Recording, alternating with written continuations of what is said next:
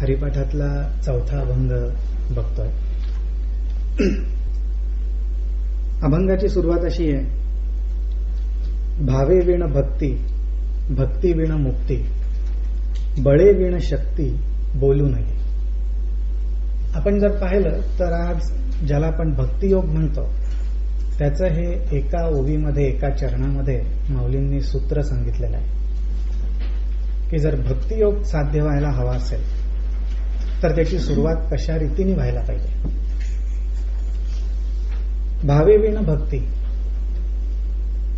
आज आपण जी कुठली साधना करत असो त्या साधनेचा कळस म्हणजे काय तर भक्ती. कारण भक्तीचा मूळ अर्थ जर आपण पाहायला गेलं तर कुठेही असा ठराविक शब्दांमध्ये आपल्याला तो बघायला मिळणार नाही. कारण भक्ती म्हणजेच भाव, भक्ती म्हणजे सहजपणा, आणि भक्ती म्हणजे ज्याला आपण म्हणतो की अखंड एखाद्या गोष्टीला जुळून राहणं म्हणजे भक्ती. तर आपल्याला सगळ्यांनाच ही वाटचाल करताना त्या कळसापर्यंत जाऊन पोहोचायचं आहे. मध्ये कोणालाच आपल्याला थांबायचं नाहीये किंवा अर्धवट वाटचाल करायची असं पण काही नाही. म्हणजेच याचा दुसरा अर्थ असा आहे की ही वाटचाल करत असताना साधकाच्या समोर जे ध्येय पाहिजे, आपला हा मार्ग आहे, आपण कुठं जाऊन पोहोचणार किंवा कुठे जाऊन आपल्याला पोहोचायचं आहे याची आपल्याला कल्पना पाहिजे. थोडीशी पूर्वतयारी आपल्याला जर करायची म्हटली कुठं आपण जाणार आहोत तर ज्या पद्धतीने आपण आवरावरी करतो, बॅग भरतो, त्याच पद्धतीने ही वाटचाल करताना कुठेपर्यंत मला जाऊन पोहोचायचं आहे तर मला भक्ती या अवस्थेपर्यंत जाऊन पोहोचायचं आहे. मग त्यासाठी काय हवं तर ते माऊलींनी या पहिल्या 2 शब्दात सांगितलंय, भावे विण भक्ती. म्हणजे त्याचा अर्थ असा की जर भाव नसेल तर आपण भक्त होणं किंवा भक्ती योगामध्ये आपला प्रवेश होणं शक्य नाही.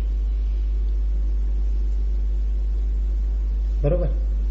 आपल्या सगळ्यांनाच भक्ती करायची आहे आणि भक्ती म्हटलं की तिथे आनंद आहे. भक्ती म्हटलं की तिथे ज्याला आपण म्हणतो की काही अरुची आहे किंवा अगदी गुळमुळीतपणा आहे असं काही नाही. तिथे आनंद आहे. कारण ज्याची आपण भक्ती करणार ती करणार म्हटल्यावरच आपल्याला आनंद व्हायला पाहिजे, आपल्यात उत्साह आला पाहिजे, काहीतरी करायची जिद्द निर्माण व्हायला पाहिजे, तरच आपण त्याला भक्ती म्हणू शकणार. आणि हे सगळं निर्माण होणं म्हणजेच भाव. हा जर भाव नसेल तर आपल्याला भक्ती साधणं शक्य नाही. आणि आज आपण जर विचार केला तर म्हणू की आज आपण हे काय फक्त आध्यात्मिक दृष्ट्या हा अभंग बघतोय आणि हे भक्त वगैरे होणं फार अवघड गोष्ट आहे. कारण कळसापर्यंत पोचायचं आहे आपल्याला आणि भक्त होणं एवढं सोपं नाही. कारण भक्तांची जी उदाहरणं आपण बघतो, असंख्य उदाहरणं आहेत, तिथपर्यंत आपण जाऊन कसं पोचणार. तर भक्त होणं अवघड आहे. भक्ती कशी करणार तर असे प्रश्न पडायचं खरं काही कारण नाही. हे प्रश्न आपल्याला पडतात, नाही असं नाही, पण ते थोडेसे चुकीचे असतात. चुकीचे असतात म्हणण्याचं कारण असं की भक्ती कशी करायची हे सांसारिक माणसाला जितकं पुरेपूर माहिती असतं तितकं संन्याशाला सुद्धा माहिती नसतं. कारण संन्याशांनी मुळात सगळ्या गोष्टीचा संगच टाकून दिलेला असतो, म्हणून तर त्याला आपण संन्यस्त म्हणतो. संसारी माणसाचं आपल्यासारख्यांचं तसं नसतं. आपण जर विचार केला, क्षणभर विचार केला, जसं माऊलींनी म्हटलंय, देवाची या द्वारी उभा क्षणभर, तर धरून चालू आपण, नको लगेच देवाच्या द्वारात जायला. आपण आपलं नेहमीचं संसाराच्याच द्वारात जाऊन उभे राहू आणि एक क्षणभर त्याच दारात जाऊन उभं राहून नुसते डोळे मिटा आणि बघा कुठं कुठं भक्ती आहे. आणि मग एक जरी व्यक्ती हात वर करते का आपण बघू की त्या दारात उभं राहिल्यावर कुठेही आमची भक्ती असं काही दिसत नाही. तर याचाच अर्थ असा की त्या दारात उभं राहिल्यानंतर आपल्या डोळ्यासमोर जे दिसतं आणि जितक्या सहजपणे दिसतं ती म्हणजेच भक्ती. तशीच भक्ती, तसाच भाव फक्त आपला परमेश्वरापाशी पाहिजे. ज्याच्यावर आपण भक्ती करणार आहोत, ज्याच्यावर तितक्याच सहजपणे प्रेम करणार आहोत, ती करण्याची उपाययोजना काय, ते आपल्याला कसं जमायला लागेल असा प्रश्न पाहिजे. की संसारातली भक्ती मला करायला जमले, काहीच अवघड नाही, अगदी सोपी आहे. झोपेत सुद्धा जमते आणि उठल्यावर पण जमते. पण तसं अध्यात्मात होत नाही. ध्यानाला बसतो म्हटलं की लागत नाही. आणि बसायचंय बसायचंय बसायचंय करत फक्त आपण इतर वेळी सगळी कामं करत असताना मात्र आपलं चालू असतं. पण अशाच पद्धतीने भक्ती वाढत जाते. म्हणजेच काय तर सहजपणा येणं ही भक्ती आहे. मग आपण विचार करू की सहजपणा कसा येतो, कशामुळे येतो. आणि हेच माऊलींना पण माहिती आहे.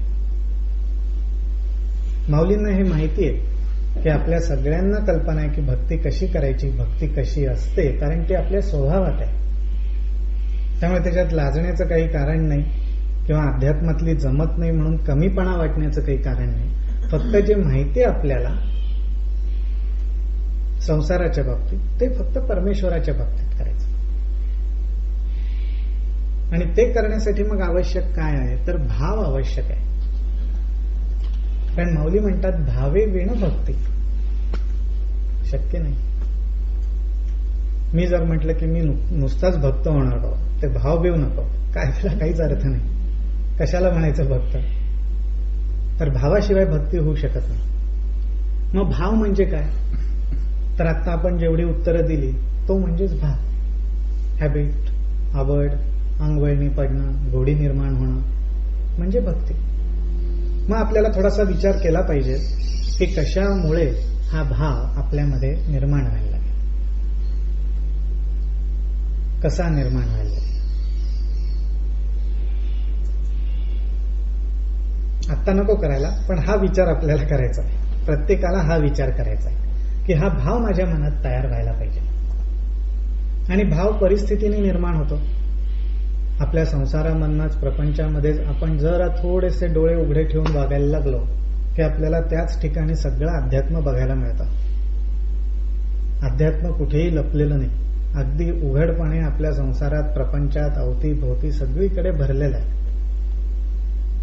कारण आपण जी मोठमोठी वचनं, भगवद्गीता झाली किंवा कुठलाही धर्मग्रंथ घ्या, महाराजांची गाथा घ्या, दासबोध घ्या, कुठलाही परमेश्वराचा अवतार असू दे, काय म्हणतो परमेश्वर, मी कसा आहे.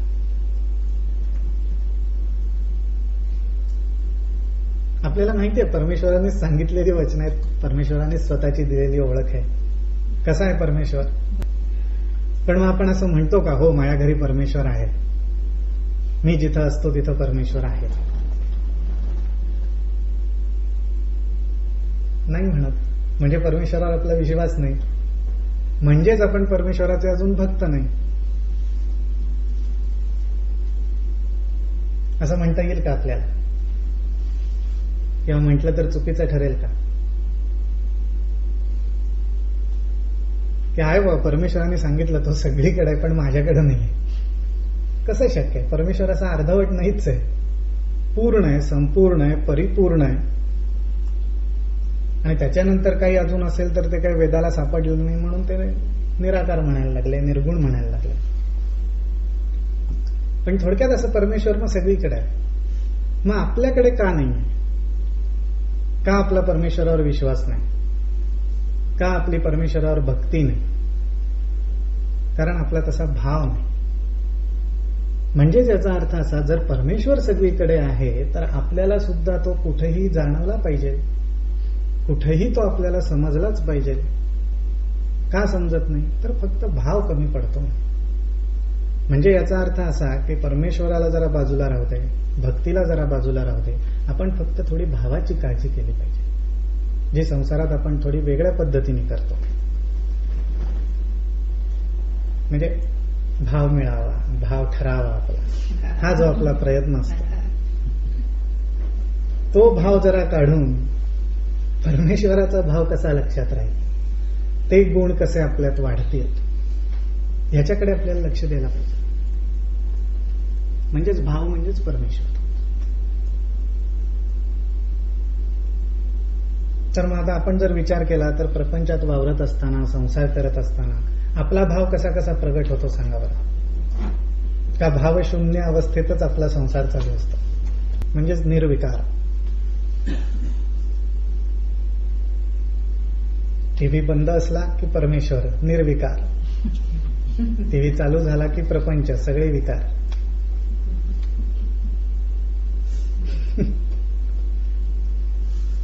असाच परमेश्वर आहे. हे आपले जे भाव आहे, ह्या भावातनच परमेश्वर प्रगट होत असतो. म्हणजे त्याचा अर्थ असा की विदाऊट भाव आपण प्रपंच पण करू शकत नाही. कारण का, तर भाव हीच शक्ती आहे, भाव हीच प्रेरणा आहे. तर ह्या भावाला आपण ओळखलं पाहिजे, त्याला पहिल्यांदा आपलं म्हटलं पाहिजे की हा माझा भाव आहे. असे माझे भाव असतात, पण ह्या भावांच्या साह्यानेच मी माझ्या परमेश्वराची पूजा करेन. मग आपल्या समोर एक मोठा प्रश्न उभा ठाकेल की ह्या माझ्या भावांच्या साह्याने मी परमेश्वराची पूजा करणार असेल तर माझे भाव कसे पाहिजेत. हा विचार आपण करायला लागलो, हे चिंतन करायला लागलो की तिथे साधना सुरुवात झाली आणि मग भक्ती प्रगट झाली. म्हणून भावे विण भक्ती शक्य नाही, अजिबात शक्य नाही. आणि म्हणूनच पुढे म्हणतात भक्ती विण मुक्ती शक्यच नाही मिळणं. मुक्तता म्हणजे काय, मुक्ती म्हणजे काय. आता हा सुद्धा जो भाग आहे, हा सुद्धा एक प्रकारचा या भक्ती योगातला कळस आहे. मुक्ती ही शेवटची अवस्था आहे. त्याच्या सुद्धा व्याख्या वेगवेगळ्या प्रकारे करता येतील आपल्याला, नाही असं नाही. जो भक्त असेल तो वेगळ्या पद्धतीने करेल, जो योगी असेल तो वेगळ्या पद्धतीने करेल, जो कर्मयोगी आहे तो अजून वेगळ्या पद्धतीने करेल. पण एकच आहे, सगळ्यांनाच मुक्त व्हायचं आहे. सगळ्यांची जी धाव आहे आपली ती मुक्त होण्यामागेच आहे. म्हणजे काय,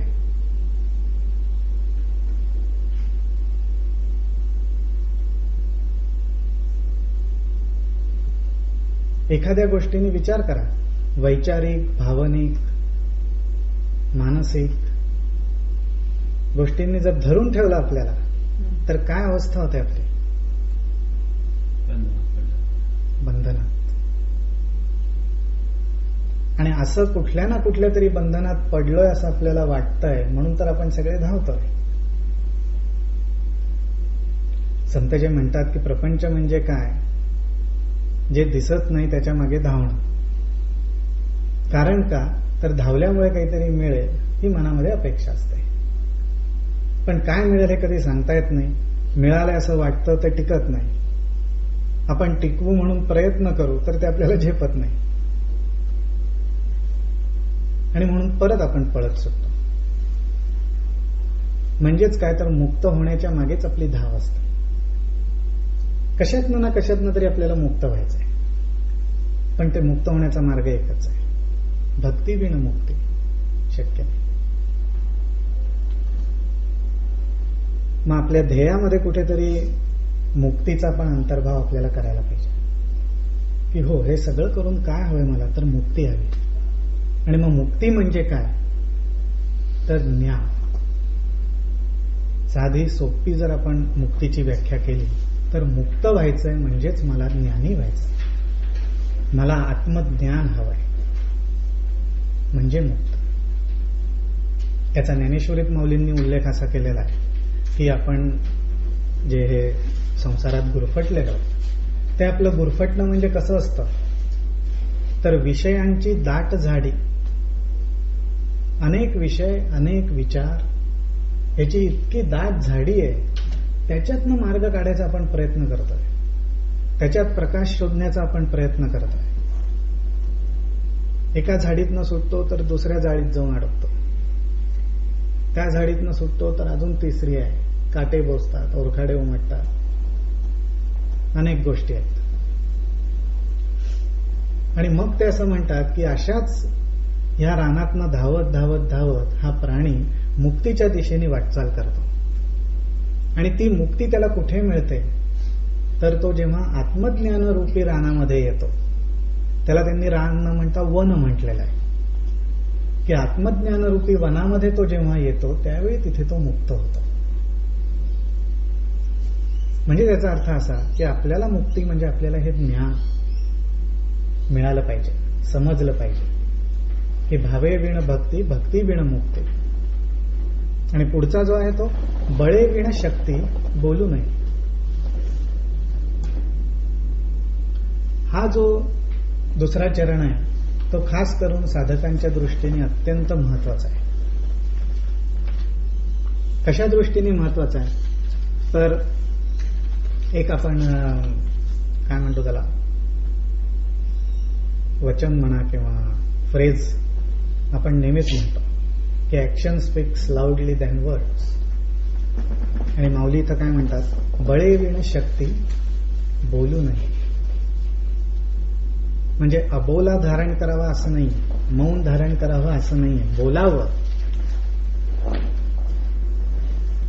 पण कसं बोलावं, कुठे बोलावं, किती बोलावं, काय बोलावं, ह्याची ते खूण सांगतात. आणि ती खूण म्हणजे काय, बळे विण शक्ती. बळाची पण असते आणि शक्तीची पण असते, कारण शक्तीशिवाय आपण काही करू शकणार नाही. आणि बळे विण शक्ती म्हटलंय, त्यामुळे परमेश्वराने आपल्याला प्रत्येकाला आपापल्या परीने बळ पण दिलेलं आहे. आणि जेवढं बळ दिलेलं आहे तेवढीच प्रत्येकामध्ये शक्ती आहे. आज आपण असं नाही म्हणू शकत, मी असं नाही म्हणू शकत माझ्यात शक्ती अफाट आहे पण बळ काहीच नाही. पण तुम्ही म्हणलात तसं मनाच्या बाबतीत मी म्हणू शकेन की मनाची शक्ती ट्रिमेंडस आहे, पण शारीरिक बळ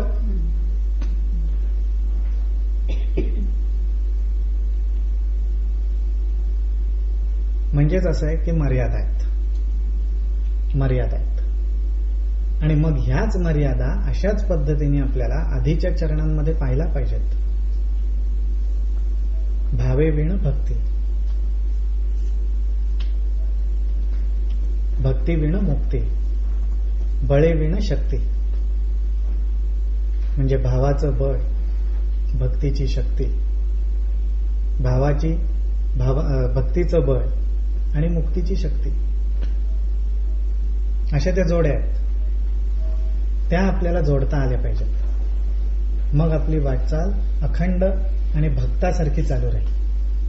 आणि त्या वाटचालीचा मूळ फायदा म्हणजे असा की आपल्याला आपल्या संसारात सुद्धा परमेश्वराचा अनुभव घेता येईल, केवळ भावाच्या बळावर.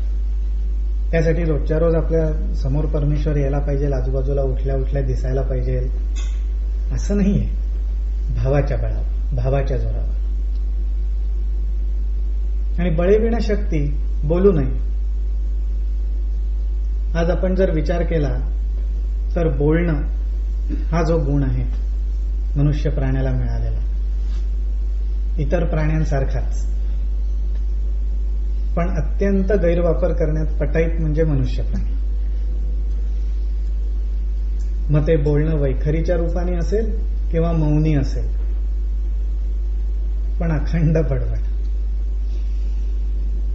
आणि त्या बोलण्यामध्ये आपला बराच काळ वेळ जातो, इतका काळ वेळ जातो की मग त्याच्यातनं आपली सगळी शक्ती नाहीशी होते. आणि दुसरा जर आपण विचार केला की आपण का बोलतो, अगदी बेसिक प्रश्न, का बोलतो, कशासाठी बोलतो, काय मिळवतो बोलून आपण. आता पुढचा प्रश्न, जेवढ्या प्रमाणात आपण आपले एक्सप्रेशन झाले, विचार झाले, वृत्ती झाली, आवड झाली, मनाला बरं वाटावं झालं, म्हणून जेवढ्या प्रमाणात, जेवढ्या ताकदीनिशी, जेवढ्या शक्तीनिशी आपण बोलतो तेवढं खरंच बळ आपल्यात असतं का? नाही. इथे साधकांनी जपलं पाहिजे. जर आपल्याला जेवढं बळ आहे, जेवढी आपल्यात ताकद आहे, जी बोलण्यातून आपण व्यक्त करतोय, जो भाव व्यक्त करतोय, त्याच्यापेक्षा आपलं बोलणं जर जास्त होत असेल तर त्याचाच अर्थ असा, अहम. भाव कमी न अहम जास्त. म्हणजे जास्त बोलणाऱ्या माणसाला जास्त अहम असतो असं नाही. ताकद, बोलण्यातली ताकद, बोलण्यातली शक्ती, बोलण्याचा रोख, त्याच्यातनं अहम बाहेर येत असतो. नाही तर तुम्ही म्हणताय ते मान्य केलं तर मीच अडचणीत येतो. फ्रायडे सत्संग अभ्यास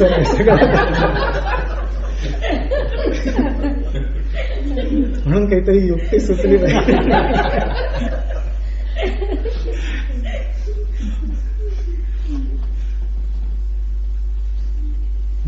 शक्ती मिळते.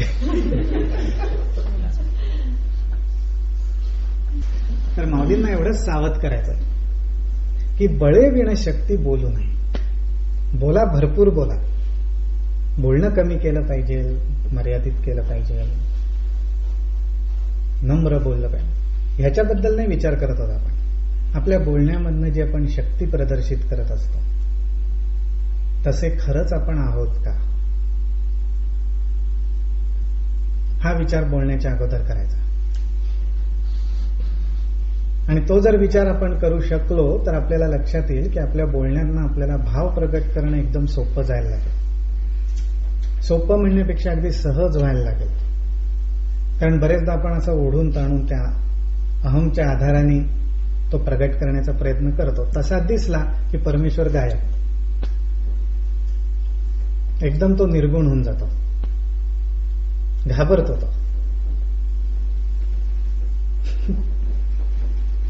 घाबरतो. पण त्या ठिकाणी त्यांनी भावाचं बळ पाहिलं की मग एकदम प्रगट होतो. म्हणून बळेविण शक्ती बोलू नये. आणि हे धाडस कोणी केलं परमेश्वराच्या बाबतीत, तर वेदांनी केलं. इतके बोलत सुटले, इतके बोलत सुटले, परमेश्वर गायब. समजेन असं झालं त्यांना की परमेश्वर कोण, परमेश्वर कसा आहे, परमेश्वर काय आहे. आणि शेवटी परमेश्वर म्हणला, इतका बोलून बोलून थकला तो की ते सगळे माझ्या उशाशी येऊन झोपले. आणि ते झोपल्यावर मग मी जागा झालो. असं आपलं होऊ नये की केवळ बोलण्याच्या बळावर, त्या शक्तीनिशी, त्या जोरावर इतके आपण ज्ञान, चर्चा, व्यासंग, विचार, भाव इतके प्रदर्शित करू की परमेश्वर निजलेला राहील, आपण फक्त जागे, तर त्याचा उपयोग नाही. म्हणून माऊली म्हणतात, बळे विण शक्ती बोलू नये. म्हणजे इथे मग 2-3 गोष्टी घडतील की वृत्तीवर मर्यादा पडतील, विचारांवर अंकुश राहील, आणि कुठे कसा किती प्रमाणात भाव ओतावा म्हणजेच एक्सप्रेस करावा ते आपल्याला समजायला लागेल. आणि मग त्याचा उपयोग आपल्याला भक्ती करण्यासाठी पुरेपूर करून घेता येईल.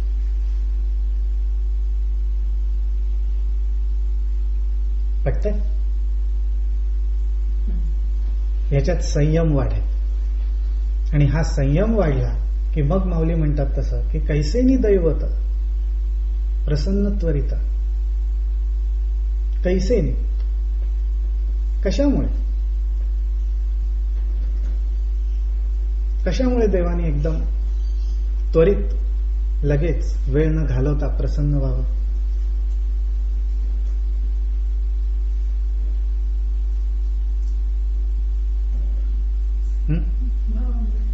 भावामुळे, भक्तीमुळे. पण कैसे नाही,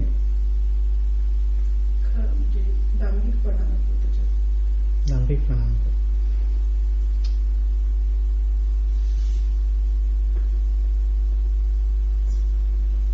अजून काही गप्प राहिल्यामुळे.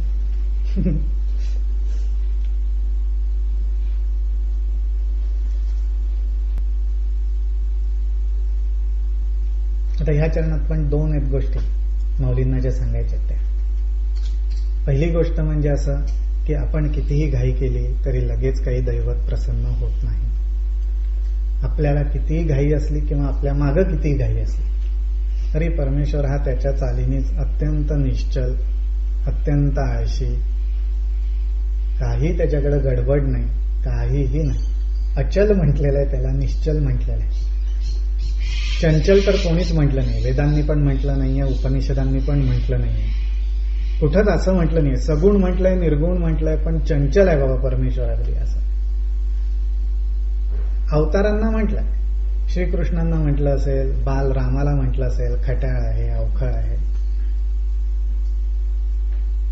सगुण रूपातले जे गुण आहेत ते आहेत, पण परमेश्वर तत्व म्हणून आपण जर पाहिला, परमेश्वर शक्ती म्हणून जर पाहिलं, तर अत्यंत निश्चल, अत्यंत शांतपणा, स्वस्थपणा.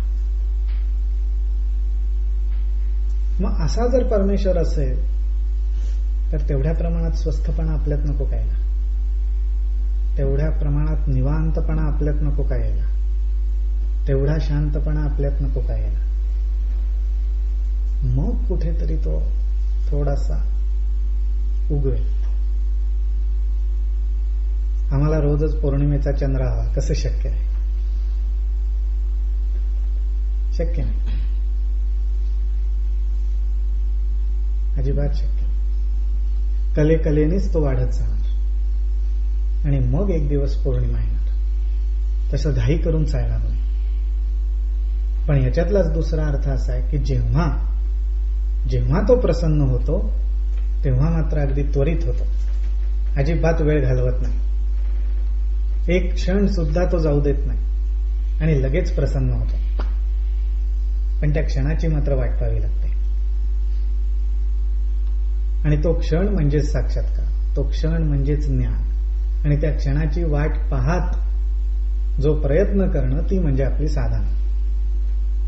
पण ती करताना जे नियम आहेत, ज्या गोष्टी आहेत, ते माऊली याच्यात आपल्याला समजून सांगतात की भाव धरा, भक्तीचं बळ धरा, जेवढं बळ आहे, जेवढी शक्ती आहे तेवढंच बोला, नाहीतर बोलू नका. आणि म्हणून बहुतेक संत म्हणतात की नाम घ्या, कारण नामामध्ये तेच 2-2 शब्द सारखे बोलायचे असतात. खूप काही बोलत राहायचे आणि मग परमेश्वर भेटणारे अजिबात 2च शब्द. तुकाराम महाराज म्हणतात तसं राम राम राम 2 अक्षरांचे काम, की लगेच राम भेटतो. पण तो सुद्धा लगेच भेटत नाही. या ठिकाणी जर समजून घ्यायचं झालं, कैसेनी दैवत प्रसन्न त्वरित उगार आहे निवांत शिणशिवाया. उगार आहे निवांत शिणशिवाया. पहिल्या ह्याच्यात काय सांगतायत? उगार आहे, निवांत. आणि दुसऱ्या ह्याच्यात काय म्हणतात? शिणशिवाया. म्हणजेच याचा अर्थ असा की निवांत न राहता आपलं जे चालू असतं ते म्हणजे शिणणं चालू असतं. आपण प्रत्येक मिनिटाला, प्रत्येक तासाला, प्रत्येक दिवसाला शिणत असतो. शिणतो आपण, दमतो, थकतो, मन थकतं, बुद्धी थकते. आणि मग त्याच्यानंतर नाम, मग त्याच्यानंतर साधना, मग त्याच्यानंतर भाव, मग भक्ती, मग दैवत प्रसन्न होणार. बापरे,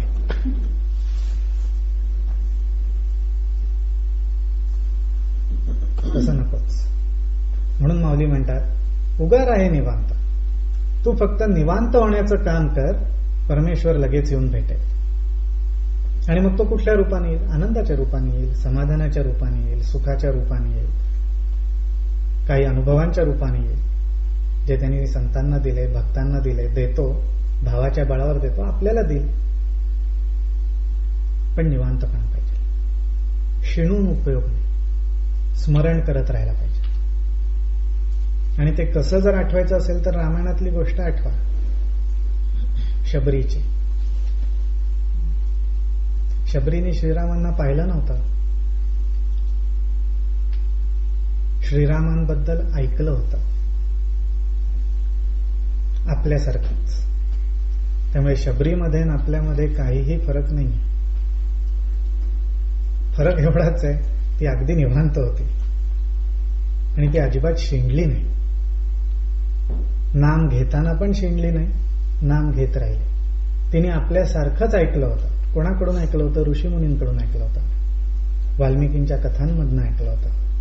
काय ऐकलं होतं? की विष्णूंचा अवतार होणार आहे, तो श्रीरामांच्या रूपाने असणार आहे आणि ते श्रीराम ह्या वनामध्ये कधीतरी येणार आहेत. आणि ह्या वाल्मिकींना काय घ्यायला सांगितलं? तर राम नाम घ्यायला सांगितलं. त्याच्यामुळे त्यांची आणि श्रीरामांची भेट होणार, मग ती माझी पण होईल.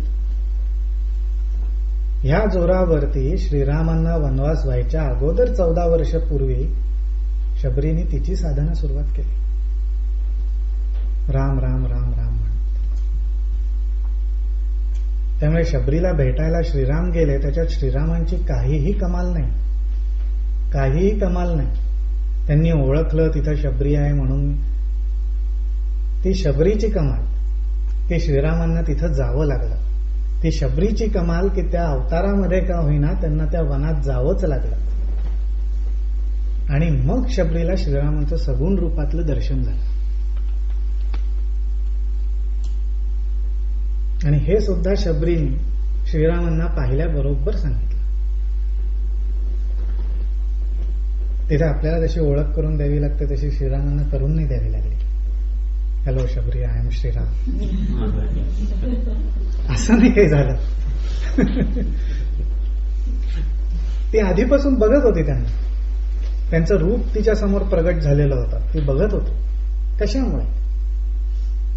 उगार आहे निवास, भावे वीण भक्ती, असं आहे ते बळ शबरीपाशी निर्माण झालं होतं. आणि त्यामुळे श्रीरामांना तिथं जावं लागलं आणि तिला दर्शन घडलं. बस झाली, कृतार्थ झाली तो क्षण. तसंच आपलं आहे. मग आपण कुठे पाहिलं श्रीरामांना? नाही, पण आपण ऐकतोय, आपण समजून घेण्याचा प्रयत्न करतोय, आपण पण अभ्यास करतोय. पण हे जे गुण आहेत त्याची पण आपल्याला काळजी घेतली पाहिजे, तर कधीतरी येतील फिरत फिरत. आणि हे लक्षात ठेवलं पाहिजे की त्यांना यावं लागतं आपल्यामुळे, आपल्या भावामुळे.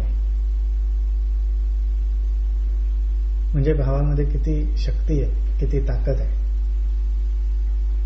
आज एकनाथ महाराजांचा एक अभंग आढळतो. त्या अभंगामध्ये एकनाथ महाराज असं म्हणतात की भक्त जो असतो तो परमेश्वराचा बाप, आणि परमेश्वर हे त्याचं अपत्य आहे. परमेश्वर बाप कधीच होऊ शकत नाही.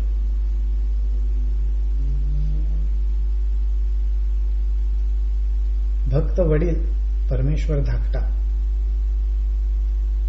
ते म्हणतात परमेश्वराला वडील पण दिलं कोणी?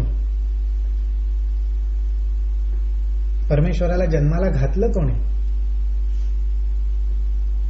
हा परमेश्वर ही ओळख करून दिली कोणी?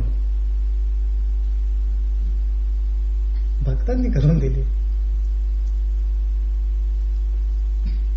म्हणून भक्त वडील आणि परमेश्वर धाकटे. म्हणून आपल्याला परमेश्वर व्हायचं नाही, आपल्याला भक्त व्हायचं आहे.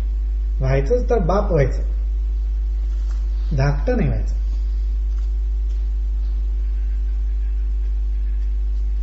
असं परमार्थातलं पण ध्येय पाहिजे.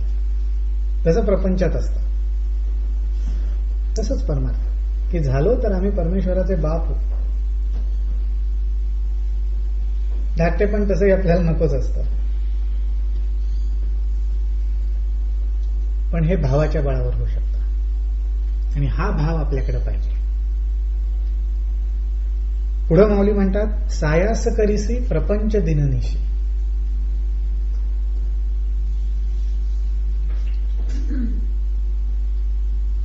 आता ज्ञानेश्वर महाराजांचे जे अभंग आहेत, हरिपाठ आहेत, त्याचे एका ठराविक ग्रुपला आहेत की बाबा इथे 10-15 मंडळी जमतात, त्यांच्यासाठी हा अभंग आहे, त्याच्यातला अर्थ आहे, असं काही नाही. ज्याला हरिपाठ आवडेल त्याच्यासाठी असं काही नाही. सगळ्यांसाठी आहे, सर्व जगासाठी आहे. आणि त्यांना सर्व जगाची परिस्थिती माहिती आहे. काय माहिती आहे?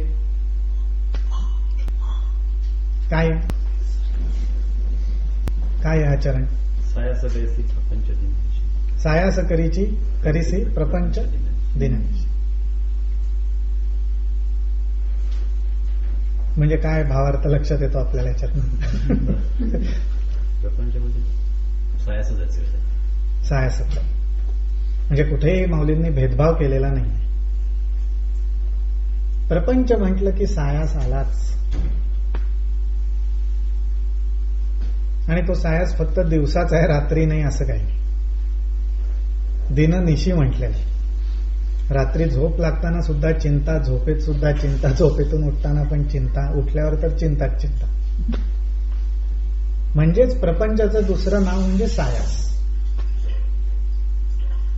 असे थोडं थोडं मोठी मोठीने सुख असेल, नाही असं नाही, पण तरी सुद्धा ते सुखाचा आनंद घेण्यासाठी सुद्धा सायास हा आलाच. म्हणजे माऊलींना असं नाही म्हणायचं की प्रपंचात सायास आहे, करू नका बाबा, सोडून द्या प्रपंचात. जिथं सायास आहे त्या गोष्टी कशाला करायला जाता, असं सांगण्याचा हेतू नाहीये त्यांचा. त्यांचा सांगण्याचा हेतू असा आहे, सायास करीसी प्रपंच दिननिशी, हरिसी न भजसी कवण्या गुणे. प्रपंच आपण कुठल्या जोरावर करतोय, कोणाच्या बळावर करतोय? प्रत्येकाकडे मन आहे, बुद्धी आहे, संपत्ती आहे, विद्या आहे, वैभव आहे, सामर्थ्य आहे, बळ आहे. पण हे सगळं कशाच्या जोरावर? गुणांच्या जोरावर. म्हणजे गुणांचं साह्य घेऊन आपण हा सगळा सायास करतो. सायास करत नाही होत असं नाही, सायास टाळतोय असं पण नाही, सायासच करतोय. कारण सायासच करावे लागतात म्हणूनच त्याला प्रपंच म्हटलंय. म्हणून माऊली म्हणतायत, हरिसी न भजसी कवण्या गुणे. ह्या गुणांचा उपयोग हरीचं भजन करण्यासाठी थोडेसे सायास करू. म्हणून ह्या गुणांचा उपयोग करतोयस का?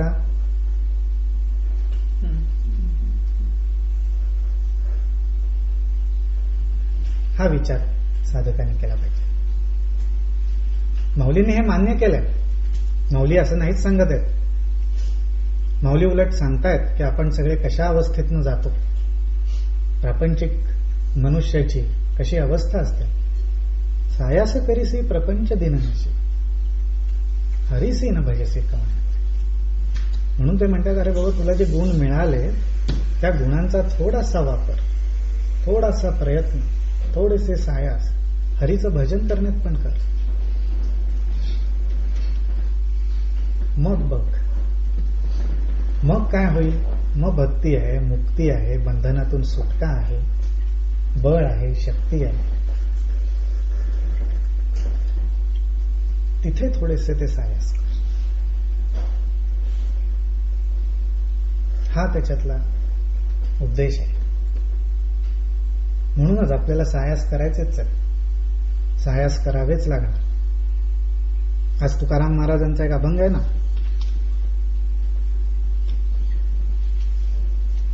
शेवटचा दिन दिस गोड झाला. काय येतो सुरुवात? हे त्या चरणाची सुरुवात.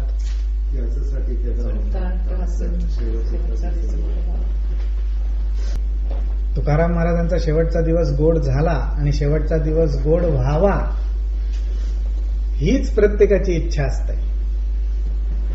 शेवटच्या दिवसाबद्दल बोलावं, ऐकावं, चर्चा करावी नकोच. आत्ता सुखात आहोत ना, नकोच असते ती चर्चा, नकोच असतो तो विचार. आणि आलाच तर एकच, काय जे आहे ते सुखाने होऊ दे बाबा सगळं. मला पण त्रास नको, दुसऱ्यांना पण नको, असं आपण म्हणतो. पण दुसऱ्यांना नको, मला नको, याच्यात म्हणणं एकच असतं, जे होईल ते गोड होऊ दे. आणि ते महाराजांच्या बाबतीत झालं. पण नुसतं नाही झालं, त्यांनी सांगितलंय कशामुळे झालं.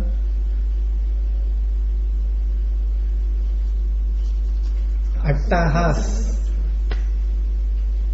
असा जोर आहे,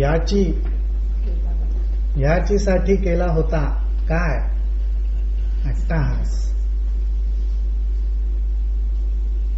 आपण करतो ना अट्टाहास, का नाही करत? करतो. म्हणजे आपण किती भाग्यवान आहोत की आपल्याला माहिती अट्टाहास म्हणजे काय. वेगळ्या गोष्टींसाठी करतो. करेक्ट. पण ऍटलिस्ट कल्पना आहे, वाईट नाही. माऊली म्हणतात तसं की दीपकळिका धाकुटी परी बहुतेजा ते प्रगटे, म्हणून सद्बुद्धी थेकुटी म्हणू नये. म्हणून लहानशी सद्बुद्धी जरी असली ना तरी ती धाकटी असं म्हणू नये. ती अमाप प्रकाश पाडू शकते. तसं आपल्याला माहिती आहे ना अट्टाहास म्हणजे काय. मग फक्त ते बळ, तो अट्टाहास दुसरीकडे लावा. नको त्या ठिकाणी शक्ती आणि हे दाखवायला कशाला जायचं. ते दाखवायला गेलं की सायास होतो, कारण कौतुक कोणीच करत नाही. इथे तसं तरी नाही. परमेश्वर कौतुक करेल आणि सगळं गोड करेल. आणि म्हणून माऊली म्हणतात ज्ञानदेव म्हणे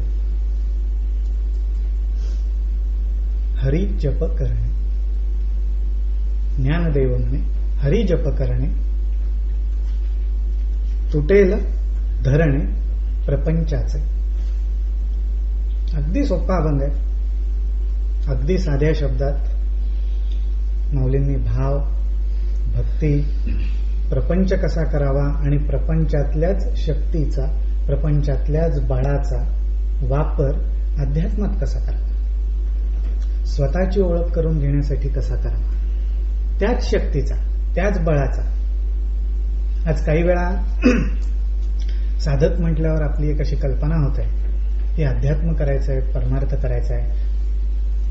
डायरेक्टली आपण तुलना करत नाही, पण मनात हाच विचार येतो की एवढं प्रपंचात कष्ट घेतले जातात, परमार्थाचे कष्ट म्हणजे डबल प्रपंच झाला. नकोच. तसं नाहीये, तसं नाहीये. माऊली म्हणतात तसंच की परमार्थातली एकच गोष्ट चांगली आहे. ती काय? देवाची या द्वारी उभा क्षणभरी, अगदी क्षणभर, अगदी थोडा वेळ. या आठान प्रहरा माझारी मोटके निमिषभरी देतू झाले. म्हणजे वेगवेगळ्या पद्धतीने तेच सांगतात की तुम्ही मनाच्या शक्तीचा उपयोग करा, विचारांच्या शक्तीचा उपयोग करा, शारीरिक बळाचा वापर करा. तो सगळं आपण अट्टाहास संसारासाठी करतच असतो. परमार्थासाठी फक्त त्याच्यातला थोडा भाग हवा. आणि तो भाग सुद्धा कसा? शारीरिक बळ वाढवायचं आहे, मानसिक नाही, भावनिक नाही, फक्त भाव, फक्त भाव परमेश्वराबद्दल धारण करायचा आहे. तो धारण केला की तुटेल धरणे प्रपंचाचे. आज धरणे आणि प्रपंचाचे याच्यामध्ये आपण, प्रपंचाने आपल्याला धरलंय का आपण प्रपंचाला धरलंय? हा, दोघांनी धरलं. म्हणून माऊलींना तुटणं शब्द वापरावा लागला, नाहीतर सोडणं वापरलं असतं जर एकानेच धरलं असतं कोणीतरी. पण माऊलींना कल्पना आहे की पकड इतकी घट्ट आहे कारण दोघांनी एकमेकांना धरलंय. एकाने सोडलं तर दुसरा सोडेलच असं नाही. म्हणजे त्या ठिकाणी शेवटी तोडणं हेच जरुरी आहे. म्हणजेच तुटणं, ही क्रिया होणं हेच आवश्यक आहे. आणि ही क्रिया म्हणजे हा भाव. कारण नाहीतर काय तोडणार आपण? घरात तोडफोड करणार की आता प्रपंच तोडतो? नाही. भाव, भाव तुटला पाहिजे.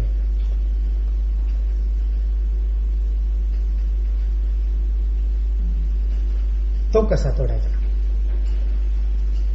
हे तोडणं घडणार कसं आपल्याकडे?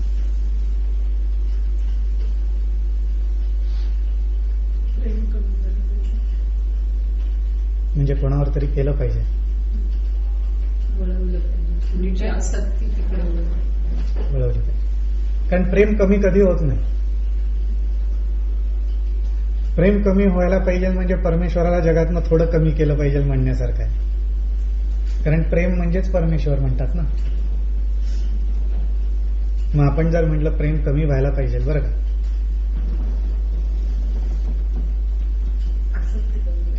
आसक्ती कमी, आसक्ती. प्रपंचावरती प्रेम पाहिजेलच, ते कमी होऊन चालणार नाही. कारण प्रपंचाच्या रूपानेच परमेश्वर व्यक्त होत असतो. परमेश्वर प्रपंचाच्या रूपानेच आपल्याला आपण जाणवून घेऊ शकतो, अनुभवून घेऊ शकतो, पण तो तसा जाणवत नाही, कारण आपण तसा भाव धारण करत नाही. म्हणून आपण हे शिकलं पाहिजे की भाव कसा मी धारण करेन. प्रपंच आपल्याला करायचाच आहे, त्याच्यामध्ये सायास आहेतच, पण त्याच्याबरोबर आता भाव कसा धारण करायचा हे आपल्याला समजलं पाहिजे. आणि तो आपला प्रगट होत असतो. भाव ही गोष्ट अशी आहे की सुरुवातीला त्याचा अभ्यास करावा लागेल. अभ्यास कशासाठी करावा लागतो? मनासाठी नाही, कारण भाव हा मुळात मनाचाच विषय आहे. मग भावाचा अभ्यास कशासाठी करावा लागतो? कुठल्या गोष्टीसाठी करावा लागतो?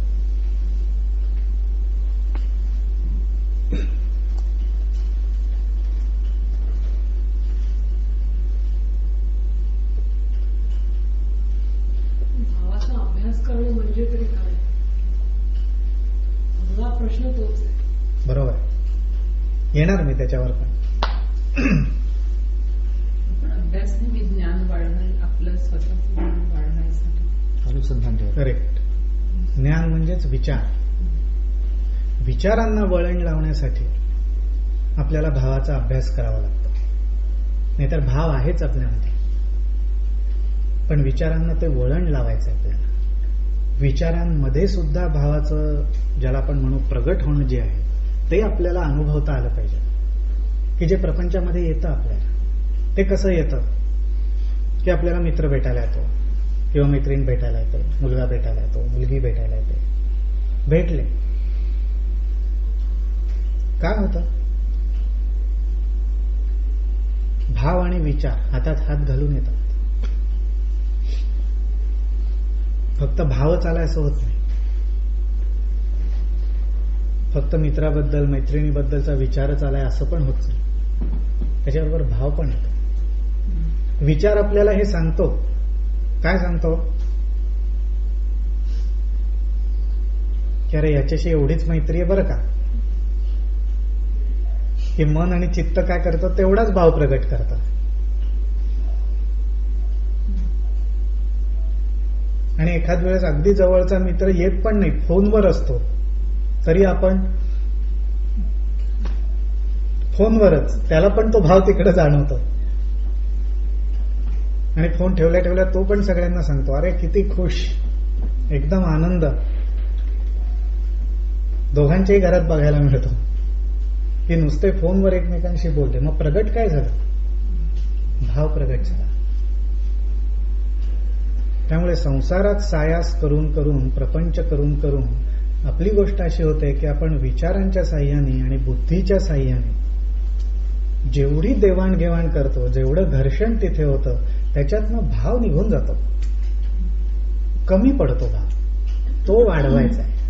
आणि तो वाढवणं याचा अभ्यास आपल्याला करायचा आहे. पण तो कसा करायचा हा मूळ प्रश्न आहे. आणि त्या प्रश्नाचं उत्तर एकच आहे की थोडासा संतांनी सांगितलेले जे उपाय आहेत, आणि उपाय म्हणण्यापेक्षा आपण म्हणू प्रयोग आहेत, ते प्रयोग आपण करून बघितले पाहिजेत. ते प्रयोग म्हणजे कसे?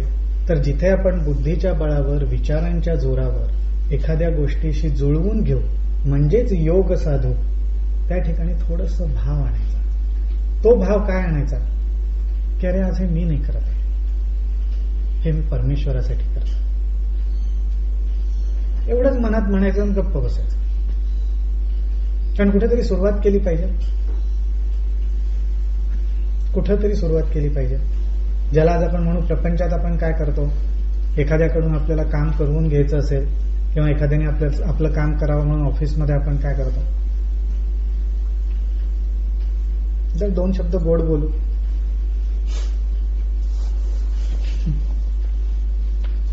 करतो की नाही? ऑफिसमध्येच कशाला करतोच आपण, व्यवहारात करतो, प्रपंचात करतो. काय होतं दोन शब्द गोड बोलले की?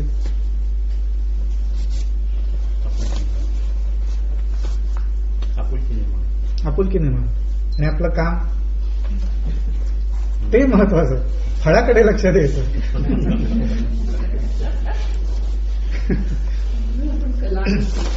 कला नाही.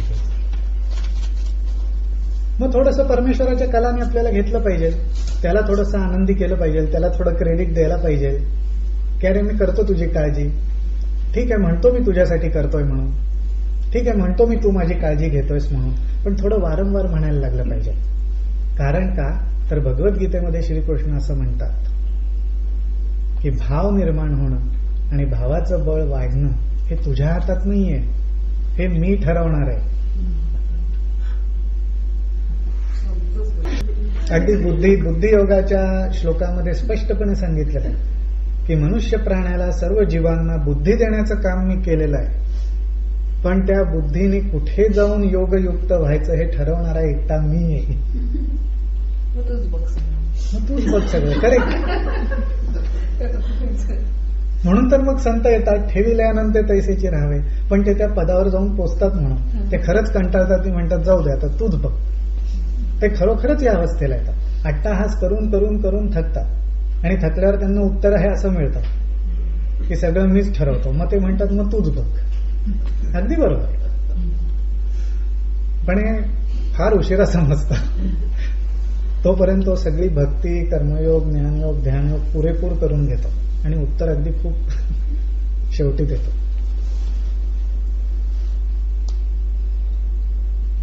म्हणून ही थोडीशी काय म्हणतो आपण कॉम्प्रोमाइज, निगोशिएशन्स परमेश्वराशी अशी करावी लागतात. आणि जर म्हटलं तर आपण एक वडीलधारी व्यक्ती म्हणून आपण आपल्या मुलांना सुद्धा हेच सांगत असतो की अरे थोडं गोड बोलावं, थोडं पोलाइटली बोला. आता इथल्या मुलांना तर ते कस्टमर सर्व्हिस येऊन सगळं शिकवलंच जातं, पण त्याच्यात ते काय करतात मग शेवटी, किंवा आपण सुद्धा काय करतो, कॉल अटेंड करतो, हे करतो ते करतो. काय ओळखतो आपण कस्टमर सर्व्हिस देताना?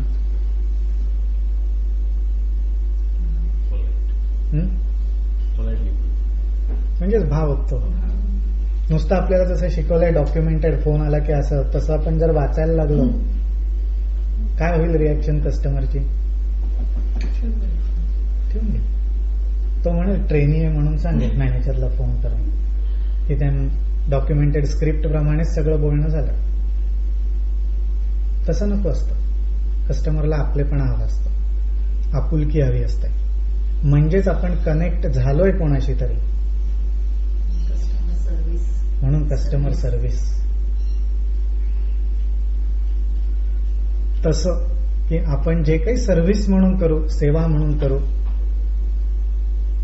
ती अशी व्हायला पाहिजे की त्याच्यातनं आपण परमेश्वराशी कनेक्ट झालो असं आपल्याला वाटलं पाहिजे. मग ते वाटण्यासाठी भावच आणला पाहिजे, आणि असा जर भाव आणला तरच हे तुटेल.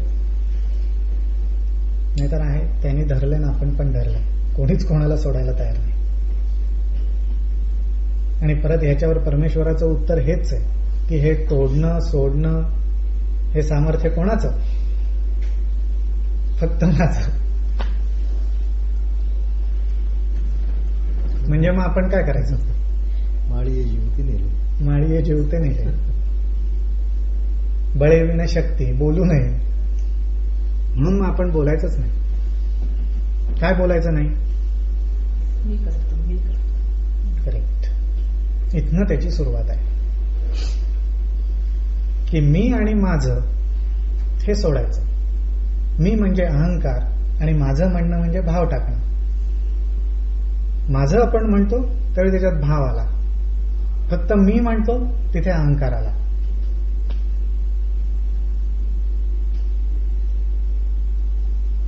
बरोबर?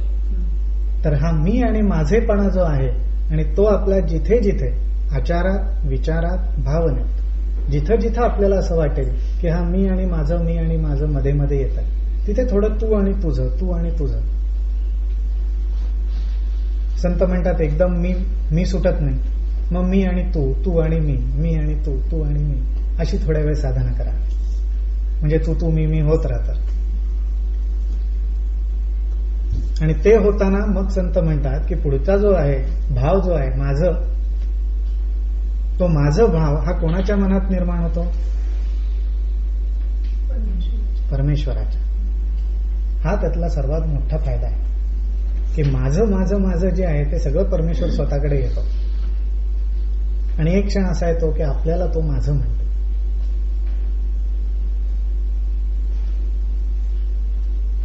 आपण मी म्हणायचं, तो माझा म्हणायचा, अशी सुरुवात होते आणि तिथे भक्ती वाढायला लागते आणि तिथे हे प्रपंचाचं जे धरणं आहे ते तुटायला लागतं.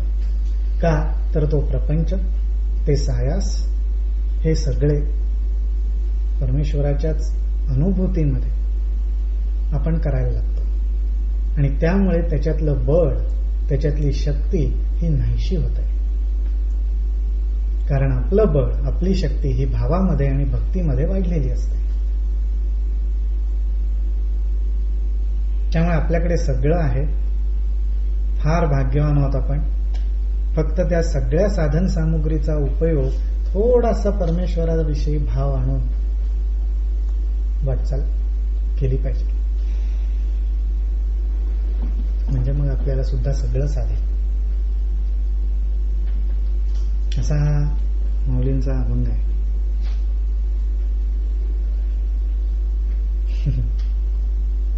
आणि म्हणून एक गोष्ट आपण आज इथंच थांबू.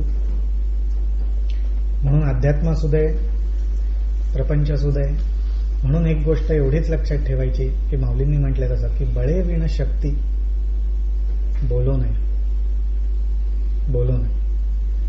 खरोखरच आपली शक्ती काय, आपलं बळ काय, त्याचा विचार करावा आणि तेवढंच बोलावं. कारण जास्त बोलणं म्हणजे अहंकार दाखवण्यासारखं आहे. आणि तो कमी दाखवायचा असेल, प्रमाणात दाखवायचा असेल तर दुसऱ्याला क्रेडिट देणं आलंच.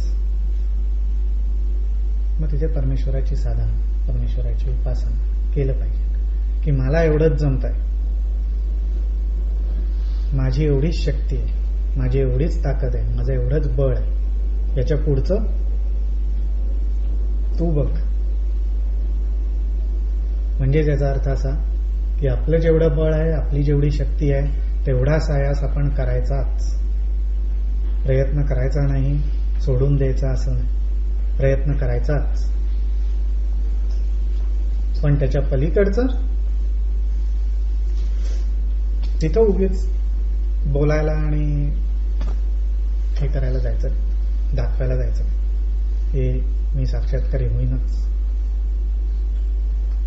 मी नाम घेईनच, मी ध्यान करेनच असं पण म्हणू नये. मी ध्यानाला बसेन, लागलं तर लागेल, तुझी इच्छा, असं म्हणून बघा. ध्यानाला बसल्यानंतरचा फरक लक्षात येईल.